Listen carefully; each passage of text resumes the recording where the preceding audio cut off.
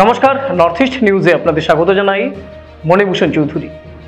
বিস্তারিত সংবাদের আগে এক নজরে দেখে নেই আজকের সংবাদের শিরোনাম। দুর্ঘটনার কবলে ডিব্রুগড় এক্সপ্রেস, একাধিক হতাহতের আশঙ্কা। জানুন হেল্পলাইন নম্বর। সিএএ নতুন বিধিনিয়মে রাজ্য সরকার শিলমোহর দেবার পর এই রাজ্যের হিন্দু বাঙালিদের মূল সমস্যার সমাধান হয়ে গেছে বলে মন্তব্য করেছেন রাজ্যের মুখ্যমন্ত্রী। এ নিয়ে এবার প্রতিক্রিয়া ব্যক্ত করল বরাক ডেমোক্রেটিক ফ্রন্ট। ছোট বোনকে বাঁচাতে গিয়ে মৃত্যু বড় বোনের, চাঞ্চল্য শিলচরের বেরেঙ্গায়। উধারবন্দের ডুমুরঘাট ভিআইপি সড়কে মর্মান্তিক সড়ক দুর্ঘটনা, প্রাণ গেল শিলচর দাসকলোনির যুবকের। লরে বোঝায় 20 লক্ষাধিক টাকার নেশা জাতীয় কফ সিরাপ বাজেয়াপ্ত চোরাইবাড়িতে, ধৃত 2। এবার বিস্তারিত সংবাদ। উত্তরপ্রদেশের গোন্ডায় ভয়াবহ ট্রেন দুর্ঘটনা, লাইনচ্যুত অসমগামী চণ্ডীগড় ডিব্রুগড় এক্সপ্রেস। একাধিক হতাহতের আশঙ্কা করা হচ্ছে। ইতিমধ্যেই রেল মন্ত্রকের পক্ষ থেকে একাধিক হেল্পলাইন নম্বর চালু করা হয়েছে। যাত্রীদের পরিজনদের সুবিধার্থে এই নম্বরগুলি 24 ঘন্টার জন্য খুলে রাখা হচ্ছে। দুর্ঘটনার কবলে পড়া ট্রেনটি চণ্ডীগড় থেকে অসমের দিকে যাচ্ছিল। বাংলার 3টি স্টেশনে থামে এই ট্রেনটি। নিউ জলপাইগুড়ি, নিউ কোচবিহার এবং নিউ আলিপুরদুয়ার হয়ে ট্রেনটি অসমে যায়। ডিব্রুগড় যাওয়ার পথে উত্তরপ্রদেশে লাইনচ্যুত হল 15904 নম্বর ডিব্রুগড় এক্সপ্রেস। ট্রেনের 15টি বগি উল্টে গিয়েছে বলে জানা গিয়েছে। চণ্ডীগড় থেকে ট্রেনটি অসমের দিকে যাচ্ছিল। এই ট্রেন দুর্ঘটনায় এখন পর্যন্ত 4 জনের মৃত্যুর খবর পাওয়া গেছে। আহত অন্তত 20 জন যাত্রী। এর আগে গত 17 জুন ডাউন কাঞ্চনজঙ্ঘা এক্সপ্রেস দুর্ঘটনার কবলে পড়েছিল উত্তরবঙ্গে। সেই স্মৃতি ম্লান হতে না হতেই ফের দুর্ঘটনার কবলে আরও একটি এক্সপ্রেস ট্রেন। এদিকে দুর্ঘটনার পর অসমের মুখ্যমন্ত্রী হিমন্ত বিশ্ব শর্মা ও পরিস্থিতির খবর নিতে শুরু করেছেন। তবে কি কারণে দুর্ঘটনা ঘটেছে কয়েক ঘন্টা পরও তা স্পষ্ট করে জানাতে পারেনি রেল। শুধু জানা গিয়েছে বৃহস্পতিবার দুপুর 2:30 নাগাদ গোন্ডা ও মেনকাপুরের মাঝে জিলাহি স্টেশনের কাছে দুর্ঘটনাটি ঘটেছে। এদিকে দুর্ঘটনাস্থলে সেনাকে পাঠানো হচ্ছে উদ্ধার কাজে হাত লাগানোর জন্য। এছাড়াও উত্তরপ্রদেশ সরকারের পক্ষ থেকেও উদ্ধারকারী দল পাঠানো হয়েছে ঘটনাস্থলে। এদিকে আহতদের উদ্ধার করে নিকটবর্তী হাসপাতালে নিয়ে যাওয়া হচ্ছে। নর্থ ইস্ট নিউজের প্রতিবেদন। বিডিএফ কার্যালয়ে আয়োজিত এক সাংবাদিক সম্মেলনে এদিন বিডিএফ মুখ্য আহ্বায়ক প্রদীপ দত্ত রায় বলেন যে সিএ এর অধীনে অসমে এখন অবধি নাগরিকত্বের জন্য আবেদন করেছেন মাত্র 8 জন। এতে বোঝা যাচ্ছে হয় সিএ এর বিধিনিয়মে আবেদন প্রক্রিয়া জটিল, না হয় এই রাজ্যে বিদেশি প্রায় নেই। প্রদীপবাবু বলেন যে দ্বিতীয় সিদ্ধান্তকে সমর্থন জানিয়ে মুখ্যমন্ত্রী একদিকে অসমীয়া জাতীয়তাবাদীদের মুখ বন্ধ করার চেষ্টা করছেন, আবার সিএ এর মাধ্যমে হিন্দু বাঙালিদের সব সমস্যার সমাধান হয়ে গেছে বলে বাঙালিদের সমর্থন ধরে রাখতে চেয়েছেন। প্রদীপবাবু বলেন এই উভয় বক্তব্য পরস্পর বিরোধী। যদি বিদেশি নাই থাকে তাহলে সিএএ নিয়ে এত প্রচার অর্থহীন, আর যদি বিদেশি থেকে থাকে তাহলে সিএএ যে তাদের সমস্যার সমাধান নয়, আবেদনকারীর সংখ্যা থেকে তা প্রমাণিত। সরকারি চাকরি সহ সমস্ত ব্যাপারে সদর্থক ভূমিকা না নিলে আগামী নির্বাচনে এর ফল ভুগতে হবে সরকারকে বলে অভিমত প্রদীপ দত্ত রায়। অন্যদিকে বিডিএফ মিডিয়া সেলের আহ্বায়ক জয়দীপ ভট্টাচার্য এদিন বলেন যে অসমে যে খুব অল্প সংখ্যক অনুপ্রবেশকারী রয়েছেন সেটা তারা প্রথম থেকেই বলে আসছেন এবং এদের সমস্যা সমাধানের জন্য সিএএ জরুরি নয়। সংবিধানে ইতিমধ্যে যে সব সংস্থান রয়েছে তা দিয়ে অনায়াসে এদের সমস্যা মেটানো সম্ভব। বিডিএফ এর সাংগঠনিক সভায় এদিন উপস্থিত ছিলেন পিকলু দাস, মনোজ রায়, হারাদন দত্ত, নবারুণ দে চৌধুরী, দেবায়ন দেব, ঋষিকেশ দে প্রমুখ। নর্থ ইস্ট নিউজের প্রতিনিধি অমল ঋষির প্রতিবেদন। আসামে কি বিদেশি এবং কাজ ছাড়া বাঙালিদের আর কোনো সমস্যা নেই? মুখ্যমন্ত্রী বলছেন যে বাঙালিদের সব সমস্যা সমাধান হয়ে গেছে। কাতে আবেদন করেছেন মাত্র 8 জন। এর অর্থ মুখ্যমন্ত্রী প্রকারান্তরে স্বীকার করে নিচ্ছেন যে আসামে কোনো বিদেশি নেই, বাংলাদেশিও নেই। এটা স্বয়ং মুখ্যমন্ত্রী স্বীকার করেন। মুখ্যমন্ত্রী এও বলেছেন যে বিদেশি বিতাড়ন আন্দোলনে যতজন শহীদ হয়েছিল তার থেকেও কম কার জন্য আবেদন করেছে। মাত্র 8 জন আবেদন করেছে, তার মধ্যে শুনানিতে ছিল 2 জন। এতে বোঝা যায় যে আসামে বাংলাদেশি কেউ নেই। এই নিয়ে এত জল ঘোলা, এত আন্দোলন হলো। তবে আসাম আন্দোলনে লক্ষ লক্ষ মানুষ আসামের আন্দোলনে সামিল হয়েছিলেন এবং শহীদ হয়েছিলেন। সেই শহীদদের সরকার স্বীকৃতি দিয়েছে এবং তাদের পরিবারকে ক্ষতিপূরণ দিয়েছে। অথচ মুখ্যমন্ত্রী এই শহীদদের সঙ্গে কার আবেদনকারীদের তুলনা করে সেই আন্দোলনকারীদের অপমান করেছেন এবং শহীদদেরও অপমান করেছেন বলে আমি মনে করি। বাঙালিদের আসামে 1,20,00,000 বাঙালি রয়েছে। তাদের সমস্যার সবথেকে গুরুত্বপূর্ণ সমস্যা হচ্ছে তারা শিক্ষিত কিন্তু কেউ চাকরি পাচ্ছেন না। মুখ্যমন্ত্রীর কাছে আবেদন যে আপনি আর বাকি অতীতের কথা বাদ দিন, আপনার 3 বছরে কতজন বাঙালিদের চাকরি দিয়েছেন তার তালিকাটা একটু প্রকাশ করলে আমরা বাঙালিরা সত্যি খুশি হতাম এবং আপনার কথা স্বীকার করে নিতাম যে বাঙালিদের সমস্যার সব সমাধান হয়ে গেছে। এই যে 1961 সনে বাংলা ভাষা রক্ষা করার জন্য একাদশ শহীদ হয়েছিল, সেই শহীদদের কেন্দ্রীয় সরকার, কেন্দ্রীয় রেল দপ্তর যেখানে ভাষা শহীদ স্টেশনের জন্য নো অবজেকশন দিয়েছে, সেখানে আসাম সরকার সেটাকে আটকে রেখেছে। তাহলে বাঙালিদের সমস্যার সমাধান হলো কোথায়? সর্বানন্দ সোনোয়াল যখন মুখ্যমন্ত্রী ছিলেন তখন ভাষা স্মৃতিসৌধ গড়ার জন্য 5 কোটি টাকা অনুমোদন দিয়েছেন, কিন্তু সরকার বদল হওয়ার পর সেই স্কিম আর বাতিল হয়ে গেল। এটা অত্যন্ত লজ্জার ব্যাপার। আমাদের চাকরি বাকরির সমস্যা এত ভয়াবহ হয়েছে যে বরাক উপত্যকায় ঘরে ঘরে গেলে মাস্টার ডিগ্রি ছেলে পায়, তারা 4th গ্রেডের জন্য চাকরির জন্য অ্যাপ্লাই করে। তারপরে দেখুন, আমাদের সর্বানন্দ সোনোয়াল মুখ্যমন্ত্রী থাকার সময় এই বরাকের ভয়াবহ বন্যা সমস্যার সমাধানকল্পে নদী খননের প্রকল্প নিয়েছিলেন এবং তার জন্য নদী খননের জাহাজও পর্যন্ত এসেছিল, যেটা এখনও 5 গ্রামে পড়ে আছে, কিন্তু নদী খননের কাজ আর শুরু হয়নি। কেন? তারপরে Sarbananda Sonowal Vivekananda international research institute গড়ার জন্য আমাদের এই শিলকুড়িতে জায়গা ঠিক করেছিলেন এবং যার জন্য আমাদের আসাম বিশ্ববিদ্যালয় 5 বিঘা জমিও দান করেছেন, তার জন্য টাকাও অনুমোদন হয়েছে, কিন্তু কাজ আর শুরু হয়নি।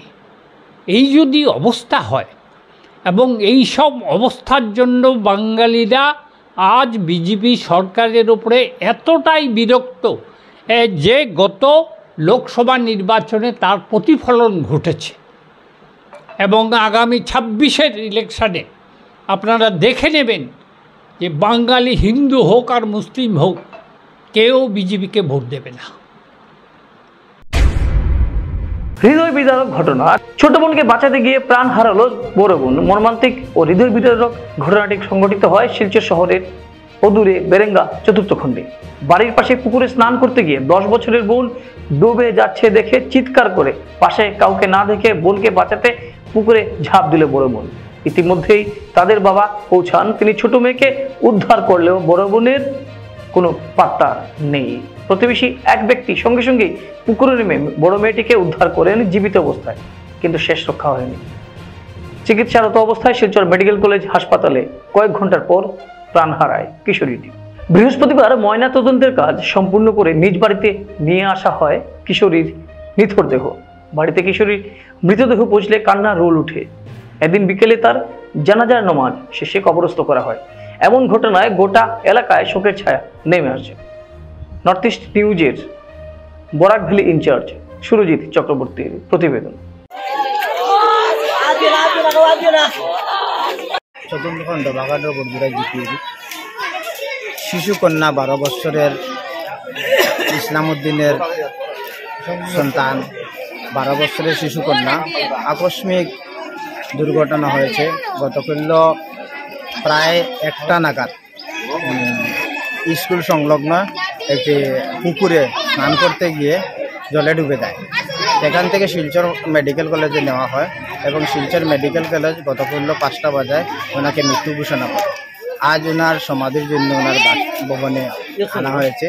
আমি আজকের ওই ওনার পরিবারের প্রতি, ইসলামউদ্দিনের পরিবারের প্রতি, সবার প্রতি আমাদের মুসলিম রাষ্ট্রীয় মঞ্চের পক্ষ থেকে শোক ব্যক্ত করি এবং আসামের মাননীয় মুখ্যমন্ত্রী মহোদয়ের কাছে এই পরিবারকে আর্থিক সাহায্য হিসাবে এককালীন 5 লক্ষ টাকা আমি আমার মুসলিম রাষ্ট্রীয় মঞ্চের পক্ষ থেকে আজকে এই মর্মাহতদের পরিবারকে দান করার জন্য আমি আসামের মুখ্যমন্ত্রীর কাছে ধন্যবাদ।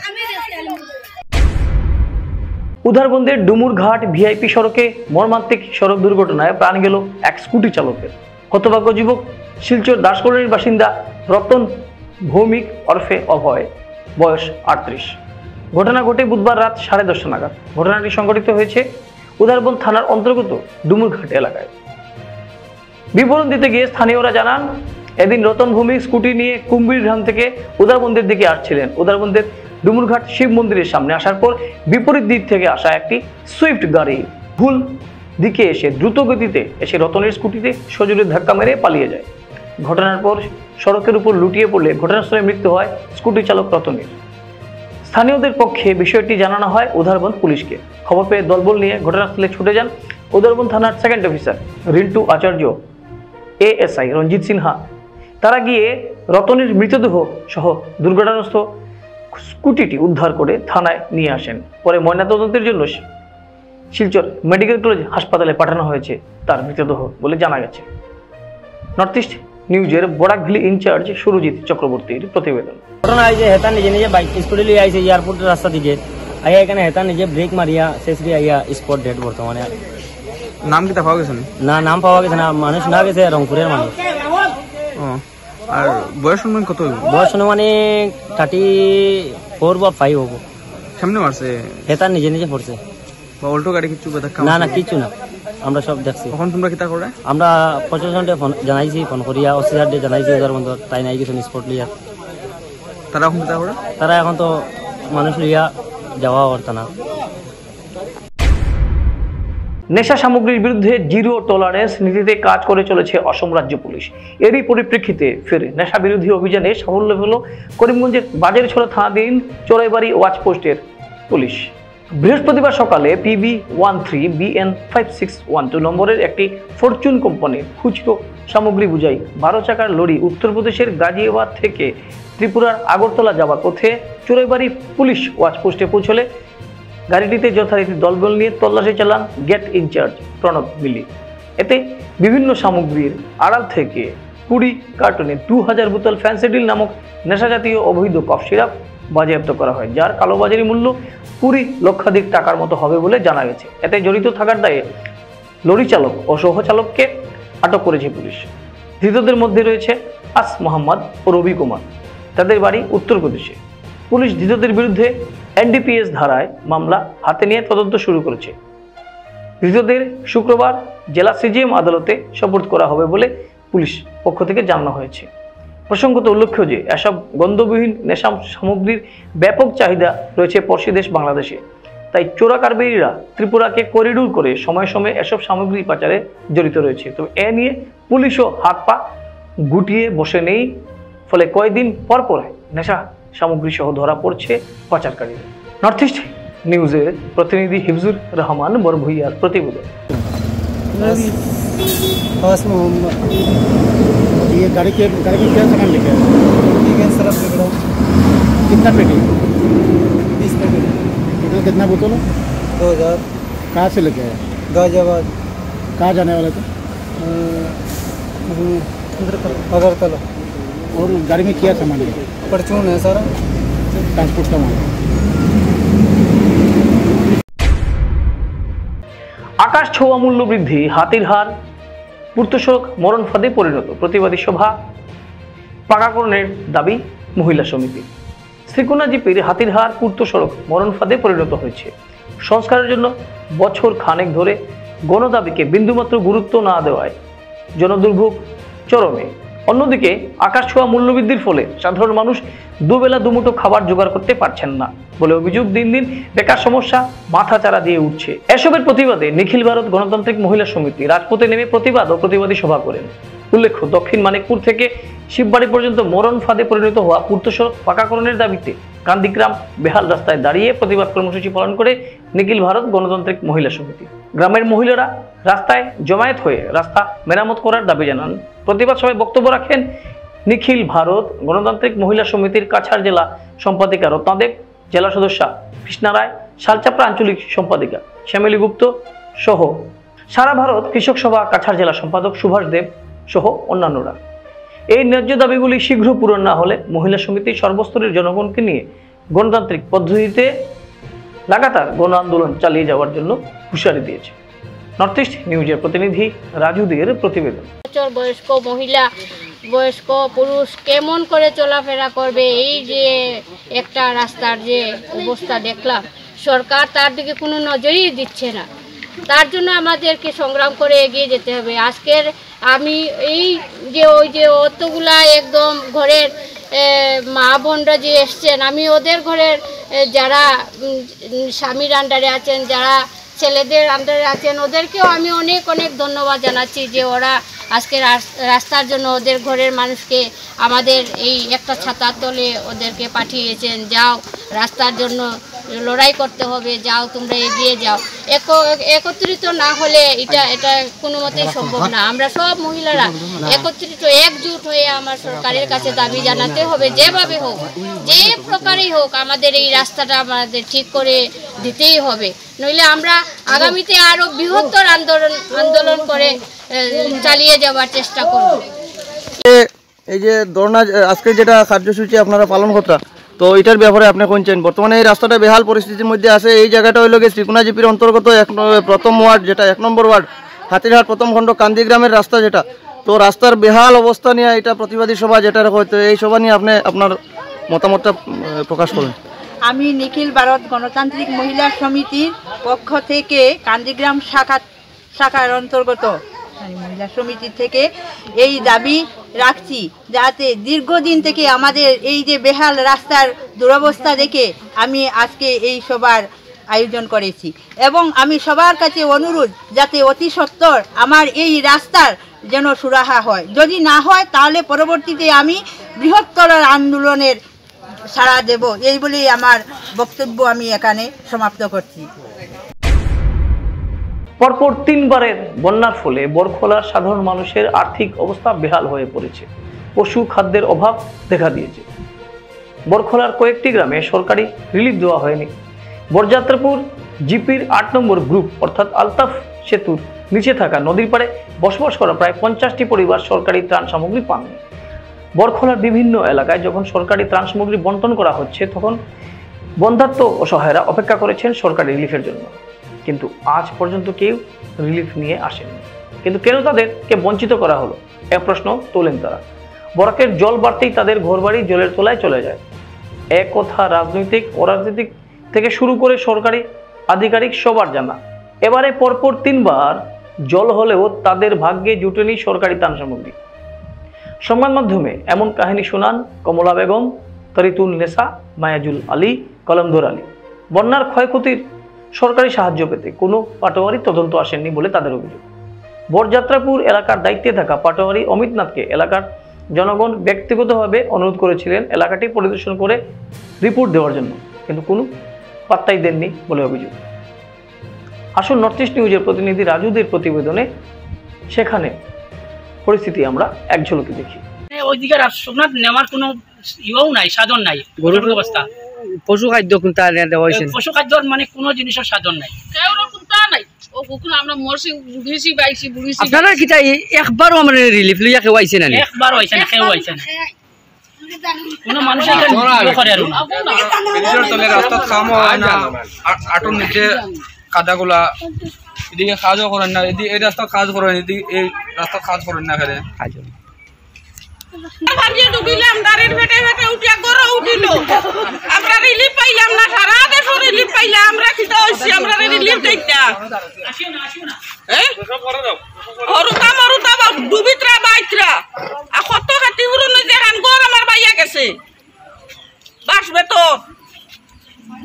এখন আপনারা কাগজপত্র দিছেন না বন্যা ক্ষতির পূরণের লাগি যে কোনটা দিছি না আমরা রেখেও কইছই না জিগাইছেন না আমরা রেখেও এই জায়গায় কেন চিনে না আমরা বরযাত্রা পুরো গাঙ্গর বাড়িটা তারা চিনেও না মানে চিনেও না আমরা তুলা আমরা জইলাম আমরা পানি আইও ফ্লাড করলো এখনো পর্যন্ত কেউ দেখলো না যে তুমি কিলা আসো বা কিলা না বা কোনো একটা সুবিধা অসুবিধা এইগুলা কোনো মানুষ ইয়া কয় না যে পানির মাঝে গরু বান্ধা পর্যন্ত খানির কুন্তা নাই ছাগল গরু এই জায়গাটার নামটা কি কোন জিপি রানীঘাট ব্রিজের তল আমরা মানুষ আর 50 পরিবার আছে আচ্ছা এখানে আপনারা এখানে ফাটওয়ারি আইয়া কোনো আজ পর্যন্ত আও জিকাইছুন না আসেন রিলিফ পাইছলানি জি না রিলিফ কোনো কিছু না সব জায়গার মানে জিপির মানে রিলিফ পাওয়া গেছে কিন্তু আমরা এই জিপির মধ্যে কোনো রিলিফ না কোনো একটা ইয়ে না ফ্লাড এফেক্টের যে গুলা যে সাবমিট করা হয়েছে এইগুলোর কোনো না যারা মানে ইয়ে আছে শুকনো জায়গা আছে তারা সাবমিট করিয়া দেওয়া ওর ইয়েগুলা কাগজগুলা। সংবাদ শেষ করার আগে আরও একবার দেখে নেই আজকের সংবাদ শিরোনাম। দুর্ঘটনার কবলে ডিব্রুগড় এক্সপ্রেস, একাধিক হতাহতের আশঙ্কা। জানুন হেল্পলাইন নম্বর। সিএএ নতুন বিধিনিয়মে রাজ্য সরকার শিলমোহর দেবার পর এই রাজ্যের হিন্দু বাঙালিদের মূল সমস্যার সমাধান হয়ে গেছে বলে মন্তব্য করেছেন রাজ্যের মুখ্যমন্ত্রী। এ নিয়ে এবার প্রতিক্রিয়া ব্যক্ত করল বরাক ডেমোক্রেটিক ফ্রন্ট। ছোট বোনকে বাঁচাতে গিয়ে মৃত্যু বড় বোনের, চাঞ্চল্য শিলচরের বেরেঙ্গায়। উধারবন্দের ডুমুরঘাট ভিআইপি সড়কে মর্মান্তিক সড়ক দুর্ঘটনা, প্রাণ গেল শিলচর দাসকলোনির যুবকের। লরে বোঝায় 20 লক্ষাধিক টাকার নেশা জাতীয় কফ সিরাপ বাজেয়াপ্ত চোরাইবাড়িতে, ধৃত 2।